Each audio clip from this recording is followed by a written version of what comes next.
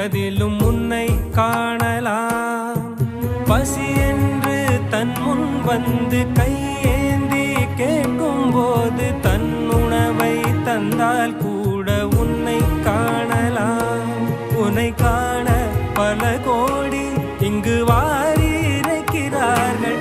எளிதாக உன்னை சேர இங்கு யாரு நினைக்கிறார்கள்.